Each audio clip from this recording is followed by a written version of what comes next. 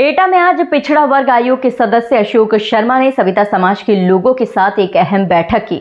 इस बैठक में ग्राम चंद्रभानपुर निधौली के युवक सत्यवीर के साथ हुई कथित पुलिस बर्बरता पर गंभीर चर्चा हुई। आयोग सदस्य ने मामले की निष्पक्ष जांच और दोषियों के खिलाफ कड़ी कार्रवाई का आश्वासन दिया।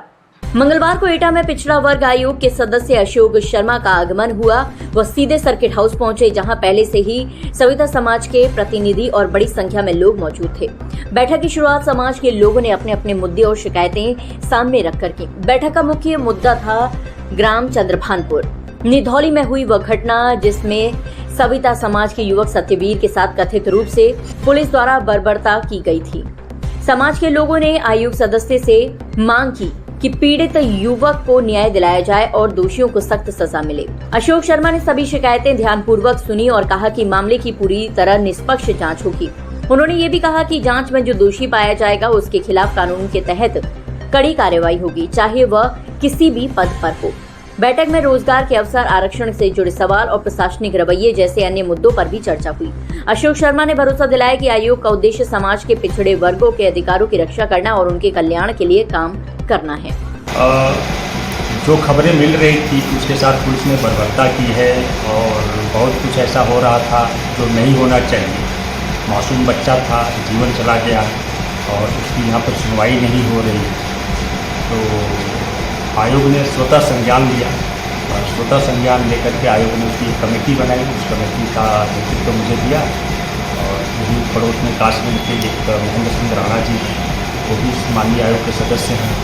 तो हम दो लोगों की कमेटी यहाँ पर कल आ गई। मुझे लगा कि दिन भर में हम सारी जाँच को पूरी कर लें, लेकिन हम गांव में गए और गांव के लगभग ज़्यादातर लोगों से 100-150 लोगों से हमारी मुलाकात हुई, बातचीत की और उनका पक्ष हमने लिया, विधिवत लिया। घटनास्थल जहाँ पर उनका ये कह रहे थे घर के अंदर गेट पर सब जगह जाके हम लोगों ने निरीक्षण किया। निरीक्षण करने के बाद कल यहाँ पुलिस के भी लोग आए थे, फिर SP का वर्जन जी, जाँच अधिकारी, बाकी जो सारी चीज़ें हमने की SP ऑफिस से जो सूचनाएँ हम ले सकते थे उसकी हमने की सारी।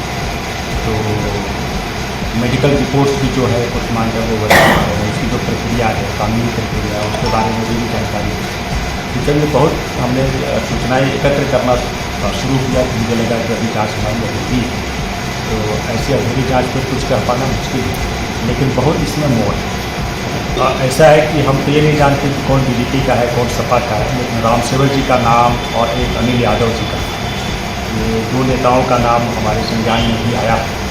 आज हमने अनिल यादव जी को भी बुलवाया हुआ है और हम रामसेवक जी से भी बात करना चाहते हैं कि रामसेवक, लेकिन ये पता है कि अभी की गिरफ्तारी हो रही है। तो कोशिश करेंगे कि उनका वर्णन भी हम लेंगे। हमारे लिए कोई पार्टी तो नहीं है यहाँ, हमारे लिए न्याय क्या है और किसके साथ क्या हुआ है, जो भी कुछ हुआ तस्वीर सामने साफ आनी चाहिए।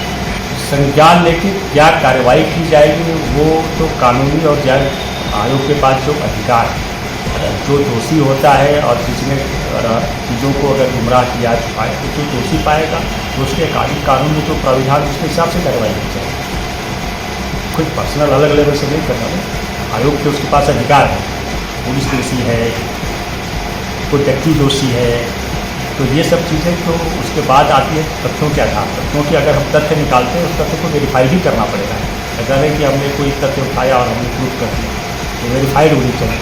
तो ये सब चीज़ों के आधार पर उसका संज्ञान लेकर के आगे की ये कोई बैठक नहीं है, ये स्वाभाविक और अनौपचारिक मिलन है। क्योंकि मैं आया हूँ, लोगों को पता चला है तो वो लोग जिज्ञासा बस मिलने आए हैं, तो स्वाभाविक रूप से वो लोग क्या सोचते हैं, वहाँ के लोगों के बीच में क्या चल रही है। अभी फर्ज पड़ता है कि उनकी समस्याओं के बारे में, उनकी गतिविधियों के बारे में, उनके चीज़ों के बारे में हम जानें। तो ये अनौपचारिक मिलन है, वो कोई बैठक नहीं है। अशोक शर्मा के आश्वासन से सविता समाज के लोगों में उम्मीद जागी है कि सत्यवीर को न्याय मिलेगा और ऐसी घटनाओं की पुनरावृत्ति नहीं होगी। एटा से केशव चौहान की रिपोर्ट।